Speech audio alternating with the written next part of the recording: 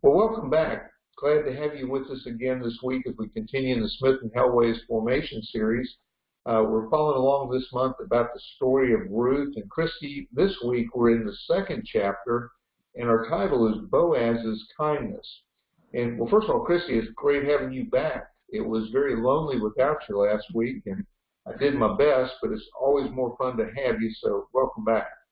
Well, thank you. And this week we're to look at what it means to be kind to other folks. And, you know, Christy, I think our first point you and I have identified in this lesson is that God had a plan for his people to be kind.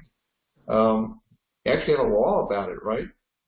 Yes, Joe. So God's plan was really about a law of gleaning, and the reference for that comes from Leviticus 19, verses 9 and 10. And basically what those two verses say is that don't harvest all of your land right up to the edge, and don't strip all of your vineyards of all the grapes, that you really are to leave some things behind for the foreigners and for the poor. And then at the very end of those verses, he said, because, you know, I am the Lord your God. And he really wanted to make the point that, you know, he was the one that had domain over our lives, not necessarily that man had control. And that was just it really does sort of establish what sort of like an economic system or a welfare system of taking care of those that are less fortunate. And obviously, you know, it dates all the way back to the time of Leviticus. So very interesting law here that's in play. You know, I think I agree with you. I just love the way he ends his law by saying, because I'm God. And what he wants people to connect with is that, hey, everything you have is because of me. And if you don't buy into that, none of the rest of it makes sense. But, you know, Christy, it's interesting when you think about gleaning and you think about, you know, so often in the world today, in business, for example, you know, CEOs, you know, they're trying to squeeze every bit of good news out of their business so that their stock prices will be up, or a small business person is trying to be as efficient as possible, zero waste, keep the costs down, you know, get as much out of the employment dollar as you possibly can. And then we even think about, you know, in our own personal lives with our time. And, you know, I know me for one, I tend to be a bit of an efficiency nerd, always looking for ways to be as productive as possible. But, you know, just squeezing every ounce of something out for our own benefit, probably a bad example. It's probably not the right witness. I mean, God wanted his people to have a witness of being kind, and he wanted people to be willing to give out of their abundance that he provided, so that others less fortunate might have that.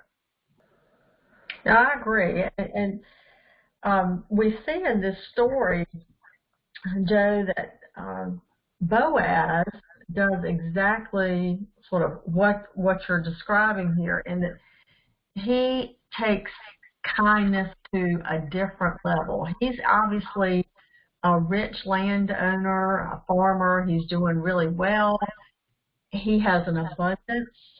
And you can see that through his acts of kindness, he really goes beyond what the law says in Leviticus, and really extends grace and hospitality to Ruth, and takes care of her in terms of protection even while she's gleaning. And he just is the epitome of kindness. And, you know, granted, he probably was physically attracted to her. But again, I have to think about the verses that we don't read it in our lesson today. And it talks about how people commented about how she had worked so long. She had worked with no breaks. I can imagine that she's probably sweaty. She doesn't have makeup on, her lipstick, and her hair is probably all in disarray. But he just treats her with such respect and protection and just graciousness. And, you know, we talked a little bit earlier about the fact that he probably had that in his DNA from his mom, Rahab, who obviously extended hospitality to soldiers. And he just, Boaz just took this whole law, he put it into play, and he lived it out for others to see this example. And he was a great boss. I mean, his workers loved him, and they responded so positively to him. And certainly Ruth did the same exact thing. So I really do think that Boaz just, it's a great character study of being kind and selfless and really putting yourself out there for someone else and taking time to invest his time and just, inviting her for lunch even. I mean, he could have easily said, okay, you've got your sack of potatoes and you've got your barley, Ruth. All right, let's be on with it. But he was not like that. He took time to really try to get to know her. He inquired about who she was and why was she there. And he wanted to hear her story. And I think that is oftentimes something that we overlook when we're trying to extend kindness to someone. Maybe we just don't take the time that we need to take. And there's some good lessons to learn from Boaz in this. What do you think? Yeah, no, I totally agree. And, we were introduced to Boaz in verse 4 when he gets back from Bethlehem. And, boy, I think that's such an important thing not to miss. Bethlehem, the house of bread. This whole story started when Elimelech and Naomi and their two sons turned their back on the house of bread, and they went to the land of Moab, hoping things would be better because there was a famine in the house of bread. And boy, it didn't turn out the way. Things got worse. And so it's out of Bethlehem that the solution. God sends the answer out of the house of bread, and I think that's significant. I don't think it didn't say he just came from somewhere else. He came from Bethlehem. But then look at how he greets his harvesters in verse 4. He says, "May the Lord be with you." I mean, that just tells you.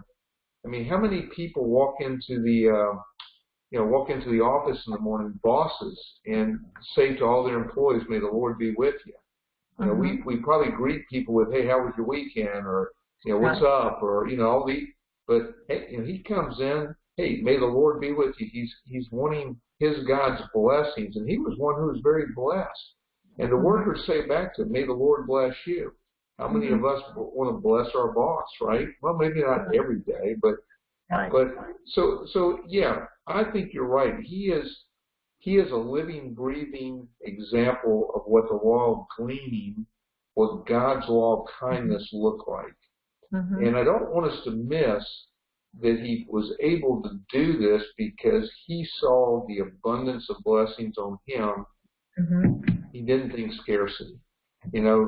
Gleaning would have been something designed to be able to, like you said, it was a kind of a welfare system or social security system. But he saw abundance beyond that, taking care of not only her physical needs, but also spiritual and emotional needs. But just as exciting as that, I think the third point we can get out of this is, let's don't forget Ruth. She's the third character here behind God and Boaz. And, I think you and I talked about this a little bit. She's a good reminder to us about how to receive kindness. What are your thoughts on that? Yeah, absolutely. She is. There's no doubt we see some great character traits in Ruth Joe. I mean, she's committed to Naomi. She's a hard worker. She's very faithful. She's very polite. In the scripture, we see that she asked permission to glean. She just didn't make the assumption or say, "Well, I'm entitled to go and glean." She asked permission. Certainly, I think God led her to that particular field, and things began to unfold from that point forward. But Ruth was so gracious. I mean, in the scripture, she says, "I don't even deserve this." why are you being so kind to me?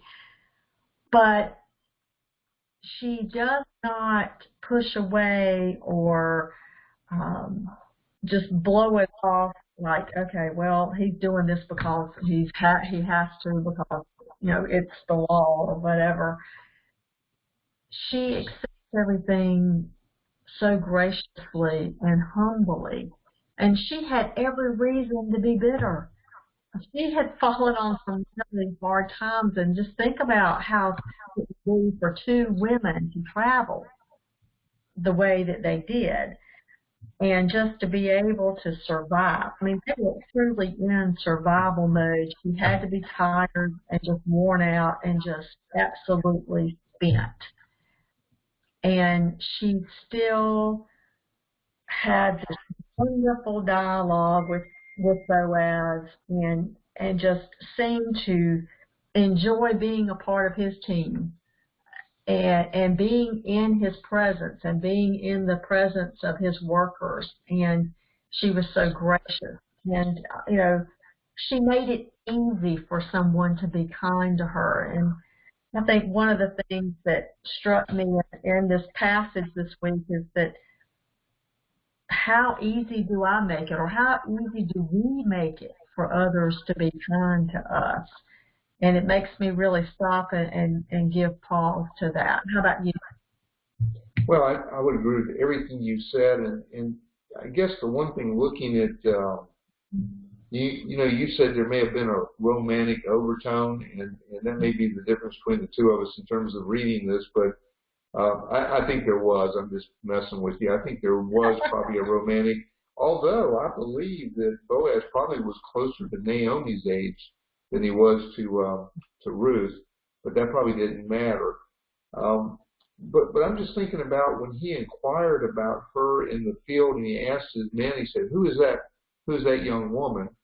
And the first thing they said is, she is the one who came back, the Moabite woman, the young Moabite girl who came back from Moab with Naomi.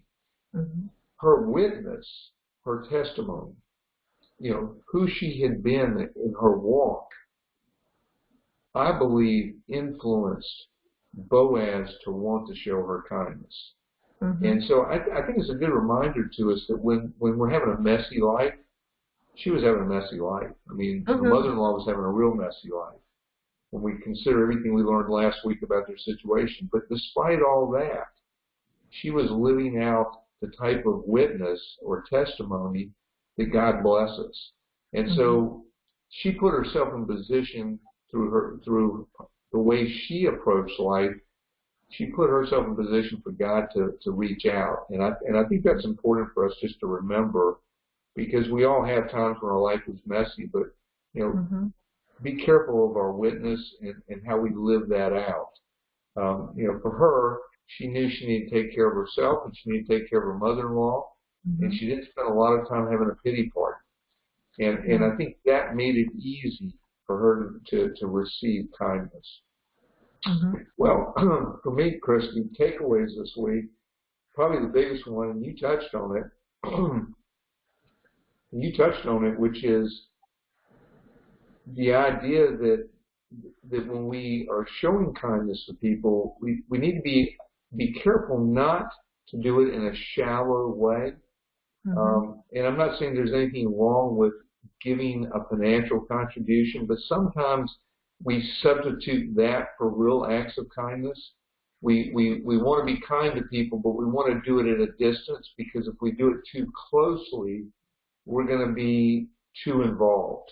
And one of the things we see here is that Boaz wasn't afraid to get involved. He didn't say, hey, make it easy for her to harvest or to glean. He brought her to the dinner table. He took her to the break room and said, hey, drink the water that we bought here. He really ministered to her beyond just the physical needs. And so that was a good reminder to me this week, is that, be careful when we think about showing kindness to people.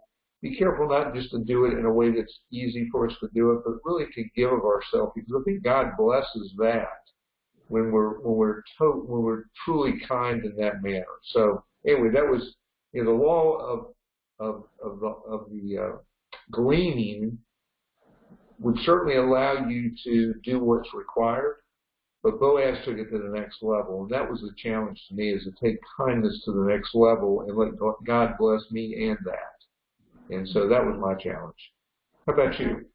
Yeah, I think my challenge is truly about resonating between really Ruth and God. I guess the triangle that we have going here, and I think that she made it easy for Boaz to be gracious to her and kind, like you said, through her testimony. But I think the deeper challenge for me comes with, God has that same kind of desire to show me grace and kindness. And how am I receiving it? And can others see that testimony in me when I go and try to extend kindness to them? So it is I think kindness is a two-way street. It's for the giver and for the receiver. And that's what makes the relationship so special. I think that would be my challenge. Am I open to receiving the kindness that others give me? But more importantly, am I open to receiving the kindness and grace that God wants to give to me as well? Well, I hope you'll be with us again next week when we take a look at chapter 3. And in chapter 3 of Ruth, we'll be talking about Ruth's boldness. And we'll be talking about when is boldness required, when is it appropriate. And so until then, hope you have a great week. God bless you, and we'll see you again next time.